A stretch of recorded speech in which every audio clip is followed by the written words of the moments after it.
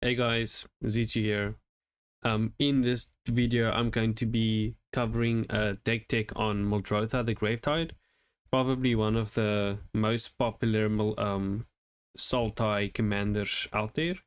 So Muldrotha, the Gravetide is 3 mana, swamp, forest, and an island for a 6/6 elemental avatar that reads, during each of your turns, you may play a land and cast a permanent spell of each permanent type from your graveyard.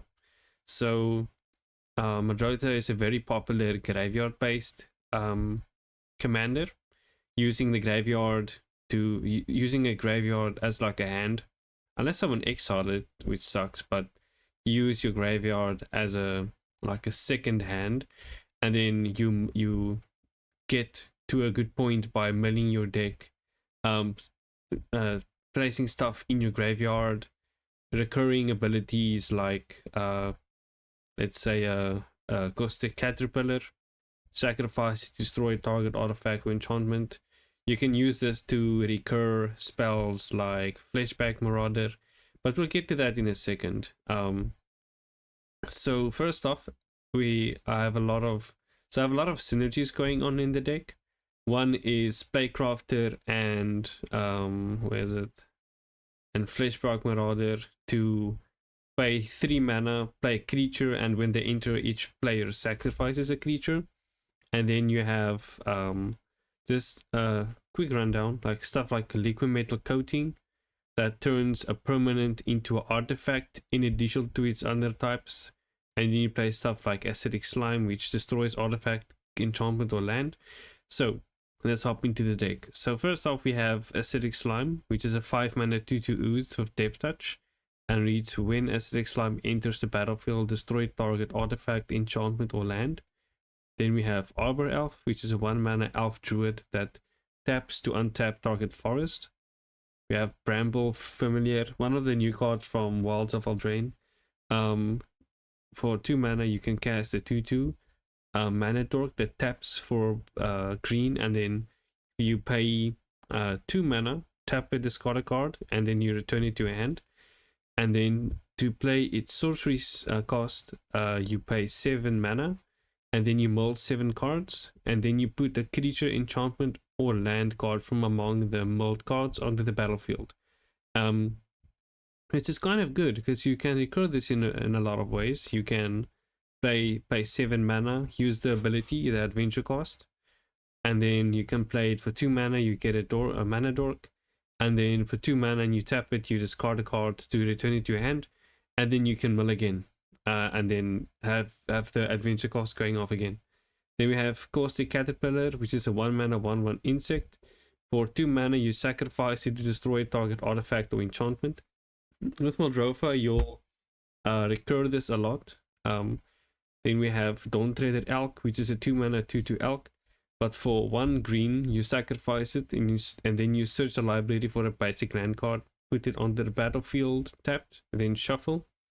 Then you have Demonic's Disciple, 3 mana 3/1 human cleric. When it enters, you sacrifice a creature. Then we have Fleshbark Marauder, same type of effect. Also 3/1 for 3 mana. Then we have Foundation Breaker, 2 mana, so you'll pay it for its evoke cost most likely. And then 2 mana, you destroy target artifact or enchantment. And with liquid metal coating, you turn lands into artifacts, and then you can destroy them, which is some. Now you can turn anything into an artifact. So it's spot removal for basically any permanent. Then we have Grey Merchant of Asphodel. I don't think any Muldrotha deck is a deck without Grey Merchant of Asphodel. 5 mana 2/4 zombie. When it enters, each opponent loses X life, where X is your devotion to black, and then you gain life equal to the life lost this way. So it gets interesting, right? Let's say Grey Merchant of Asphodel enters the battlefield. It's the only creature. Your devotion to black will be 3 if you have Muldrotha out on the battlefield 2, and then each opponent loses 3 life according to your devotion, and then you gain 9 because 3 opponents lost 3 life each, which gets interesting. I'll get to that in a bit. Then we have Herd Baloth, 5 mana, 5/4 beast that reads whenever one or more +1/+1 counters are put on Herd Baloth, you may create a 4/4 green beast creature token. And to pair it off, we have Ivy Lane Denizen, a 4 mana, 2/3 elf warrior that reads whenever another green creature enters the battlefield under your control, put a +1/+1 counter on target creature. And that target creature will be Herd Baloth, so that you create another green beast, and then Ivy Lane Denizen triggers again, and then you create the infinite, no, not infinite, there's obviously a limit to it, depending on how many beasts you want, but then you create 4/4 beasts, and then you can attack everyone for lethal or have a good board state, and yeah. Then we have like the ramp kit. Part of the ramp kit is Landway Elves, just elf druid that taps for 1 green. Then same with the Fleshback Marauder sacrifice combo. We have Merciless Executioner, Muldrotha, usually paid for its evoke cost. It enters the battlefield and you draw 2 cards, and then with the evoke cost you sacrifice it. But this is a good recursion to draw cards. Then we have Nyx Weaver, a 3 mana 2/3 spider with a reach, and it says at the beginning of your upkeep, put the top 2 cards of your library into your graveyard. Then you can exile Nyx Weaver from your where is it? You can sacrifice you turn, yeah. So you exile it, and then you turn target card from your graveyard to your hand, so you can get back specific pieces. Then we have Old Stickfingers, X green black. It's a legendary creature, horror, secret commander in the deck. It reads, when you cast a spell, reveal the cards from the top of your library until you reveal X creature cards. Put all cards revealed this way into your graveyard, then put the rest on the bottom of your library in a random order.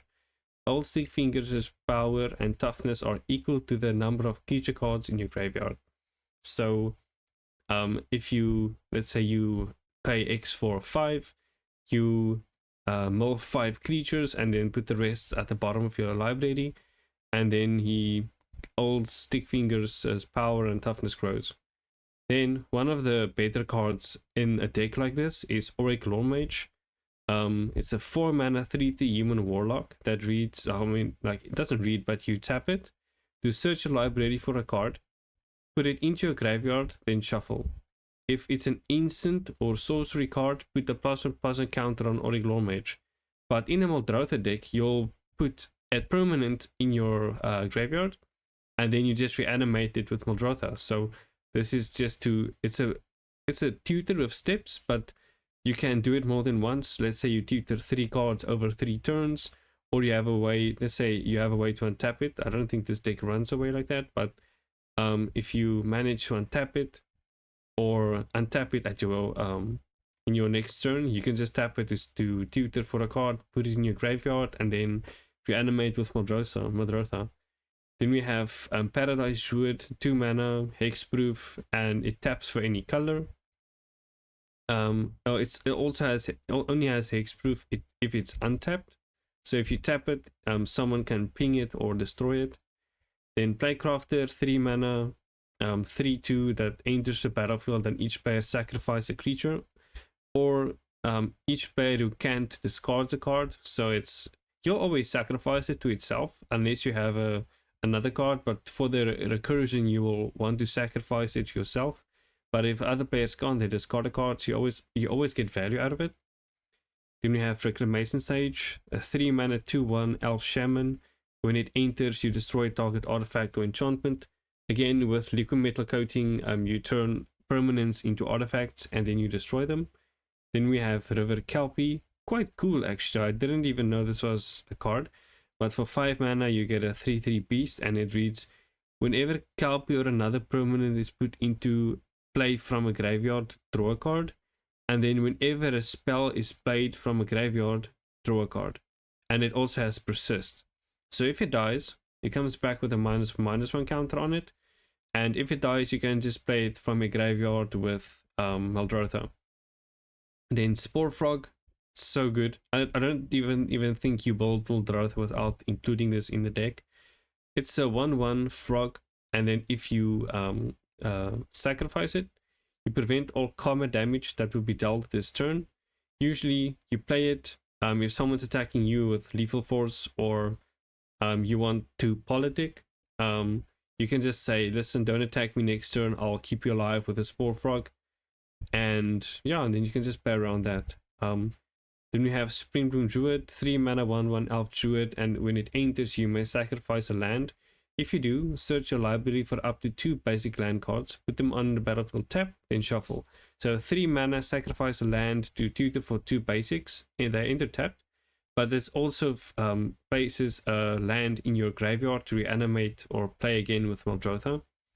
Then we have Tormod the Desecrator, 4 mana, 4/2 zombie wizard that reads, whenever 1 or more cards leave your graveyard, create a tapped 2/2 black zombie creature token. And in Muldrotha, the potential to play, enchantment, creature, artifact, yeah, I think it's enchantment, artifact, creature, well, I think it's 3, and a land, so that's 4. So whenever 1 or more cards leave your graveyard, create a 2/2 black zombie creature token. Then we have Vilespawn Spider, which is a green-blue 2/3 spider with reach, and it reads, at the beginning of your upkeep, mill a card, and then for 4 mana you tap it, you sacrifice it to create a 1/1 green insect creature token for each creature card in your graveyard. Only activate as a sorcery. So you create a 1/1 green insect for each creature, and with where's it? With where's the guy?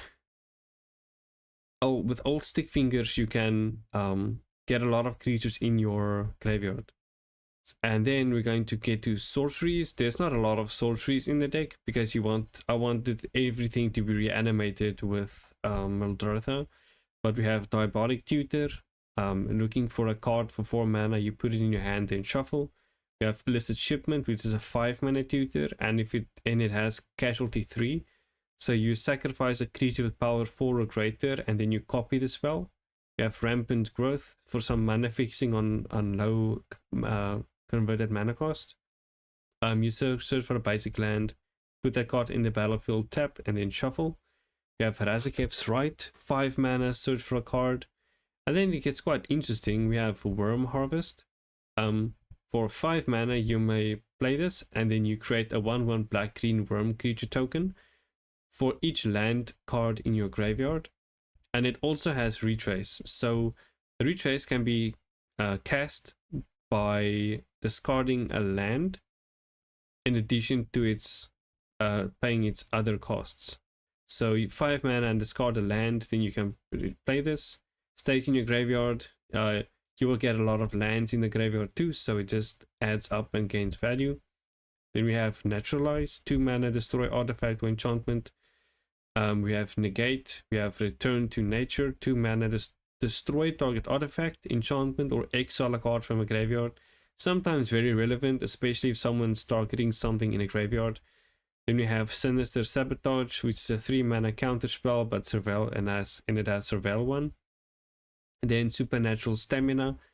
You cast this and target a creature, it gets +2/+0, and then it gains, whenever this creature dies, return it to the battlefield tap under its owner's control.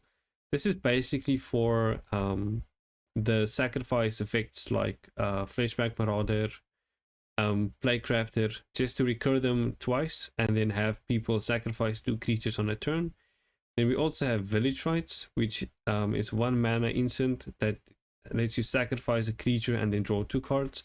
If you see, if you want to recur something, or if you, let's say you want to recur Grey Merchant of Asphodel, you play Village Rites for 1 mana, sacrifice it, draw 2 cards, and then through Muldrotha you can just recur it again. Then we have artifacts. 1 is Codex Shredder. Target player puts the top card of his or her library into his or her graveyard. That's for you if you do not like what's on top, or if you want someone else to mull. We have Dimmer Signet, 2 mana, artifact. For 1 mana it taps for dimmer colors. You have Executioner's Capsule, again fitting the Muldrotha theme, we have a lot of permanence. So with this, you can destroy target non-black creature.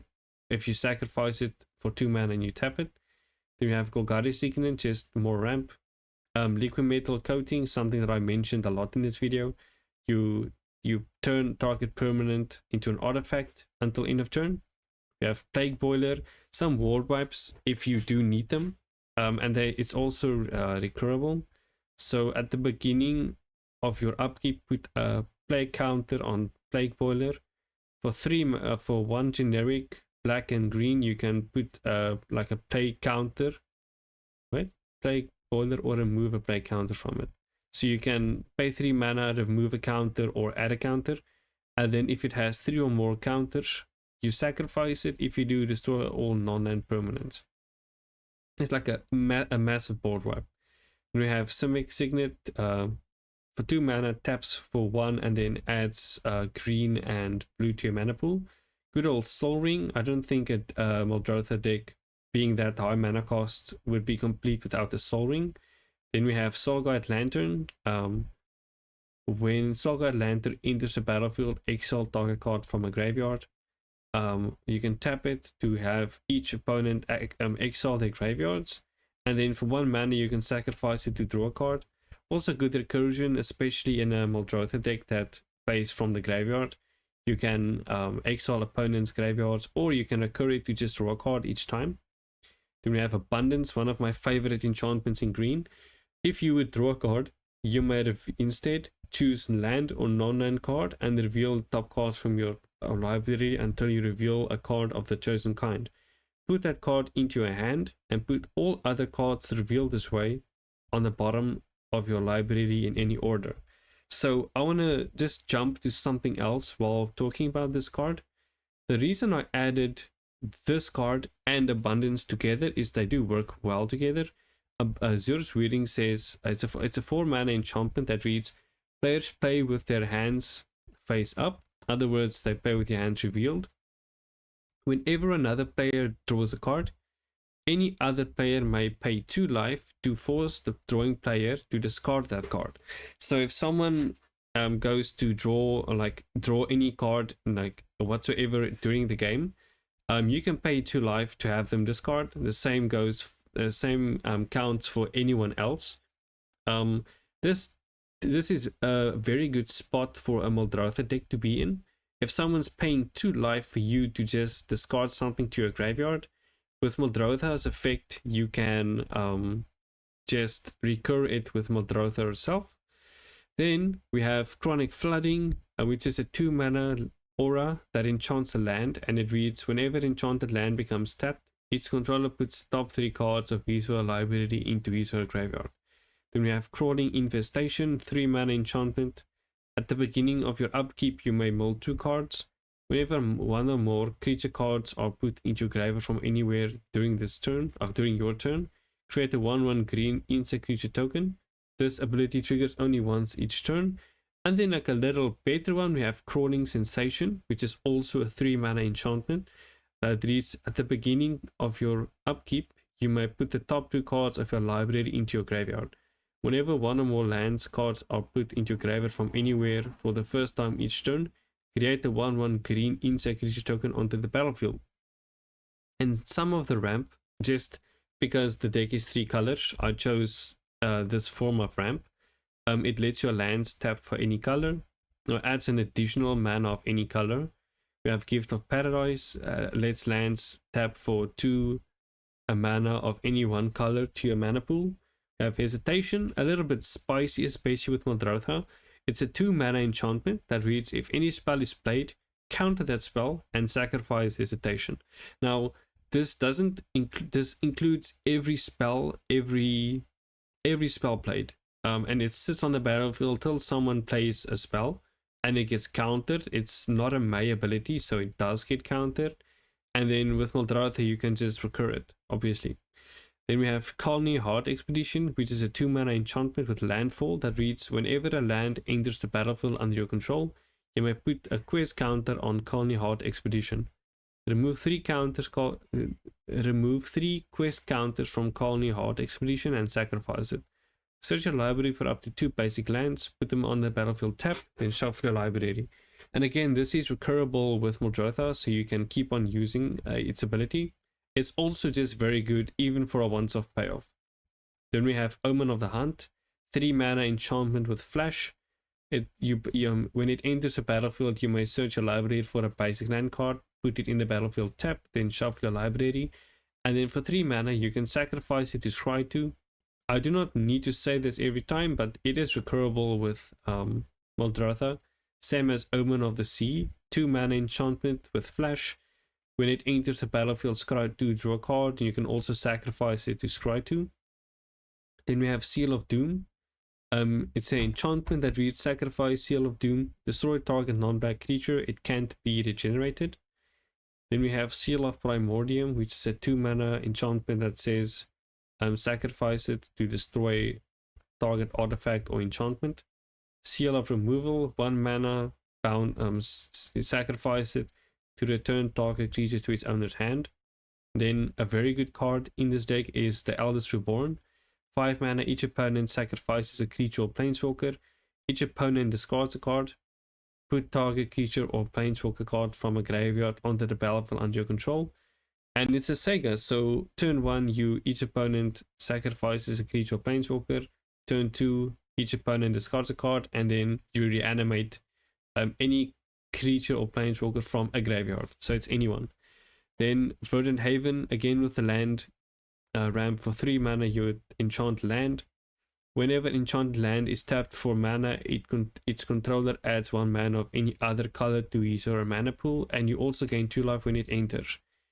Then we have Vessel of Nascency, 1 mana enchantment. You pay 2 mana, sacrifice Vessel of Nascency. Reveal the top 4 cards of your library. You may put an artifact, creature, enchantment, land, or planeswalker card from among them in your hand. Put the rest into your graveyard. You can, I think, yeah, it's a May ability, so you don't need to put anything into your hand, but it's a good way to just look at the top 4, and you can recur this very easily because of the mana cost. Then we have Witness Protection, 1 mana enchantment aura that enchants a creature, and it reads, enchanted creature loses all abilities, and it is green and white citizen creature with base power toughness 1/1 named Legitimate Business Person, not a scam. And then we have again Zur's Wording that I covered. In this deck, to keep it budget, I added 18 forests because most of the ramp and color fixing is done through green. Then we have 9 islands and 9 swamps. So let me know what you guys think in the comments. If you want to see a $50 or even $100 Muldrotha deck, I'm sure I can throw something together using my special favorites. Also, if you guys like this type of video instead of where I show every card individually, just let me know. I'm also trying to cater and figure out what works. I am not sure what works yet. Some of my videos do good, others do bad. I don't get feedback always, but I would appreciate just letting me know you like this card for card, this type of video, or you want to see each individual card on the screen. For a workflow purposes, I do this because brewing the deck takes time, and then just going through the deck on a list is already, it's not a lot of effort, but it's very convenient and easy. So just let me know what your thoughts are. I do appreciate that.